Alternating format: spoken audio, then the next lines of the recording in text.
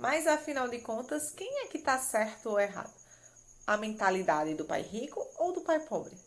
Primeira coisa que você precisa entender é que não existe um que está certo ou errado. Afinal de contas, cada um tem a liberdade de fazer o que quiser com a sua vida. O porém que a gente deve focar é somente o seguinte: se você vive uma realidade e você se reclama dela, você não está vivendo a abundância que desejaria ter. Você percebe muitas vezes que pessoas que você só aponta críticas, né? Ah, fulano nem sabe o que eu sei e chegou lá. Então, por que você não, ao invés de julgar, né, ou apontar o dedo para fulano, não busca fazer exatamente, se é do teu interesse ter a realidade que ele tem, seguir os caminhos por onde ele andou para chegar ao resultado? Então, uma coisa é certa, não existe essa questão do certo ou do errado. Em nenhuma das áreas, cada um vai agir conforme as suas próprias crenças, conforme aquilo que acredita de fato.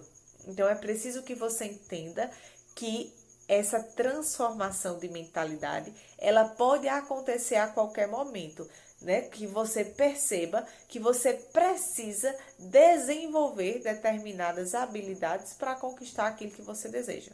Então, quando a gente fala em mentalidade financeira, precisa entender que você precisa saber o que você quer, né? Aonde você quer chegar. Eu vou dar um exemplo para vocês.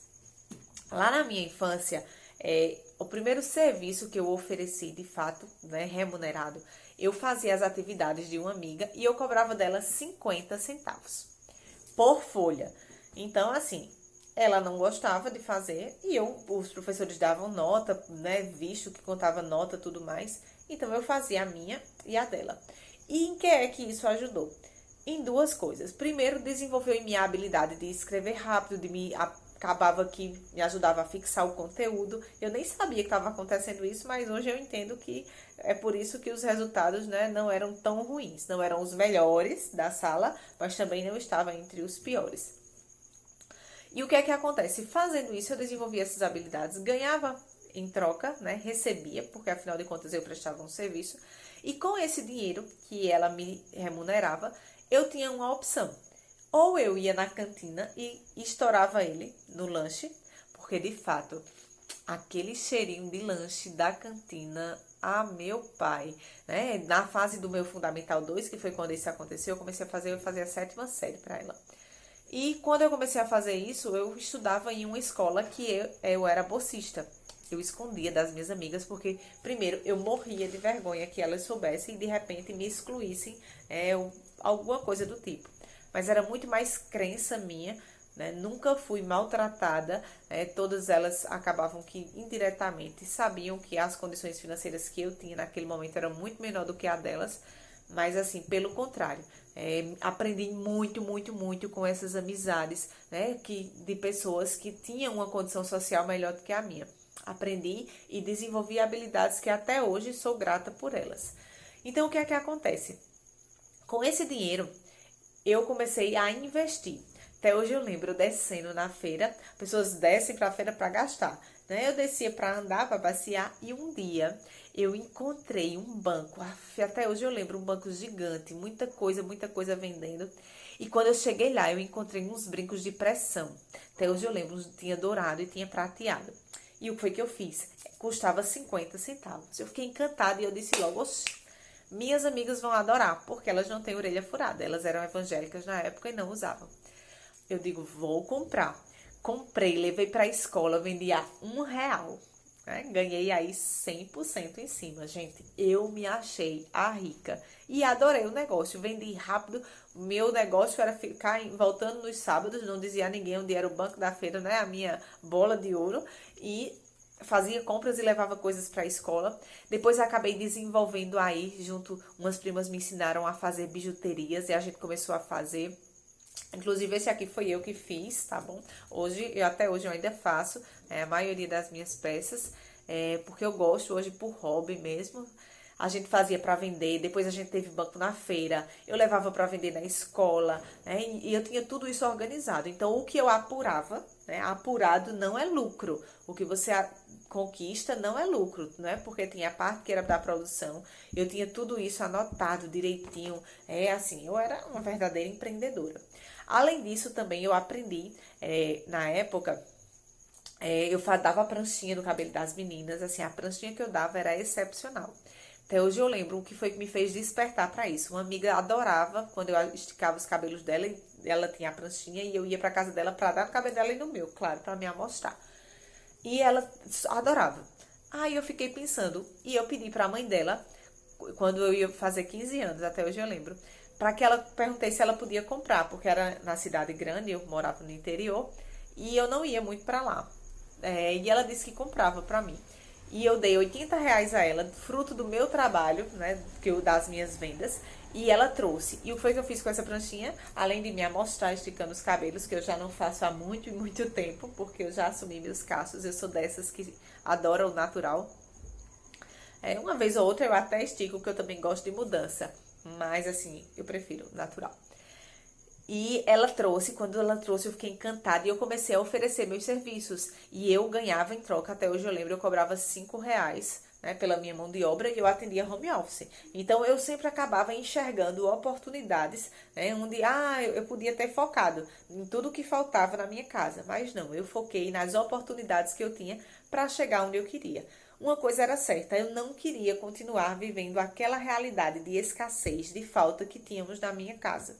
Então, em cima disso, eu tracei o meu destino. E eu comecei a vender também catálogos, e eu vendia roupa para, né, a mãe dessa minha amiga comprava e eu vendia, e eu tinha a minha parte. E eu depois comecei com o lucro, eu mesmo comprava e vendia para mim. E depois vendia calçado e vendia perfumes. E esse porta a porta até que lá na frente, quando eu comecei a universidade, eu ainda vendia, né, vendia produtos. E eu aprendi também a trabalhar com chocolate, então eu fazia trufas e eu vendia no ônibus, eu vendia na universidade.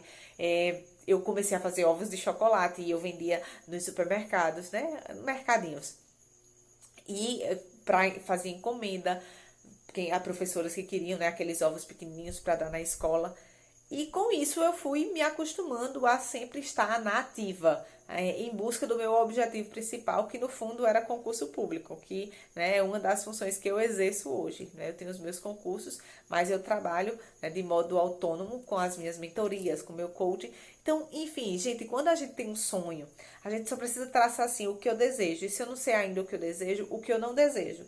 E eu vou seguir aí o caminho que vai me levar até lá.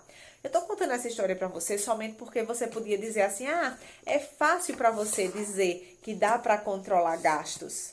Eu tô dizendo pra você que dá porque em momentos que eu tinha muito menos do que eu tenho hoje, eu já fazia isso. Isso já fazia parte da minha realidade. Então, eu nunca fui daqui e gastava tudo que ganhava. E o que eu recebia em troca, eu ainda investia. E tinha esse retorno. Acabei que abri também uma loja, nesse período eu já estava casada, inclusive. Eu abri loja de roupa, tudo que eu já vendia no porta a porta, eu coloquei na loja. Porque como eu estava estudando, eu não tinha mais esse deslocamento, estava ficando muito cansativo. E tudo isso foi com dinheiro que foi girando, foi tudo capital de giro. Então, ela já se mantinha. Então, estou dizendo isso aqui para você, somente para que você entenda o seguinte. Educação financeira é fundamental e não é obrigado. Se você não tiver tido dentro da sua família o exemplo, você busca o exemplo fora de pessoas que conquistaram.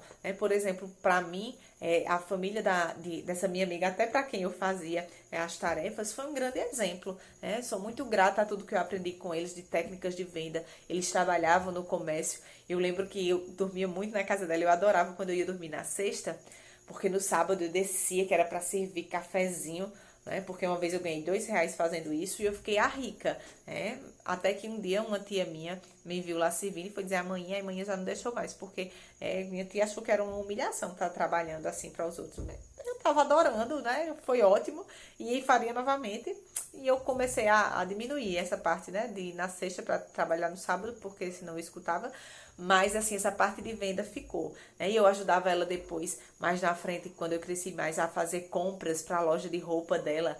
Ela viajava para outros estados para comprar e me levava. E, assim, eu me sentia, né? Porque eu era responsável de fazer as compras, dizer o que queria, o que não queria. Eu me achava. Então, assim, a gente tem que entender que se eu não vivo no hoje a realidade que eu desejo, eu preciso encontrar uma estratégia para viver a realidade que eu desejo. Tudo é progresso, né? Tudo é é processual, não é da noite para o dia, a gente semeia e no outro dia a gente colhe, né? Então, eu digo muito que assim, eu já sou muito abençoada pelo Senhor, com todas as conquistas que eu já tenho, mas assim, eu entendo que o Senhor nos fez para ter vida em abundância. E claro que eu desejo muito mais, porque quando a gente tem mais, a gente pode ainda ajudar muito mais. A gente só pode, quanto mais a gente tem, mais a gente doa, mais a gente abraça outros sonhos também. Então, essa mentalidade financeira precisa ser de prosperidade e não de escassez. Se alguém diz que porque você nasceu assim, vai morrer assim, todo mundo da sua família é assim, é mentira. Tô dizendo a você, é conversa de quem desistiu no meio do caminho, porque essa mesma pessoa, se não tivesse desistido, ela também poderia ter chegado muito mais longe. Então, o segredo é de desenvolver essa capacidade de realizar o sonho de ser rico. E lembrando que essa questão do ser rico, a gente está falando de independente da quantidade de dinheiro que você vai receber, né? Porque as necessidades são diferentes, pessoas têm gostos diferentes, mas uma coisa é muito certa, o caminho é muito parecido. É assim, essa coisa do esforço, da dedicação, da ação. Se você não desenvolver isso, você vai ficar lá feito o pai rico. Você até vai poder ganhar dinheiro, mas vai continuar com uma mentalidade pobre, uma mentalidade de escassez, né? E a gente precisa ter essa mentalidade de abundância, por quê? Porque o nosso país precisa de nós, precisa do nosso esforço, da nossa capacidade de criar, de empreender, para que a gente tire, inclusive, né, da responsabilidade somente do governo, né? Imagina, é impossível, a gente tem aí quantos milhões de habitantes. É inviável a gente responsabilizar somente o outro. Eu também sou responsável pela ordem e pelo progresso do meu país e a gente tem que se esforçar. Educação, conhecimento, informação, produção, porque como lá no Pai Pobre, o Pai Rico, aliás, o Pai Rico nem tinha o ensino médio concluído, mas ele tinha um aprendizado muito maior, né, que fez com que ele, inclusive, acumulasse grande fortuna. Então, eu só queria dizer a você que, independente da condição que você está hoje, você pode mudar o seu destino, certo? É uma verdade que eu vivi, que eu estou vivendo, inclusive, e que eu digo a você com clareza. Tudo é possível para quem crê, e principalmente se você agir, porque não adianta somente acreditar e não agir, não vai servir de nada. Então, sal e luz para você e até um próximo vídeo.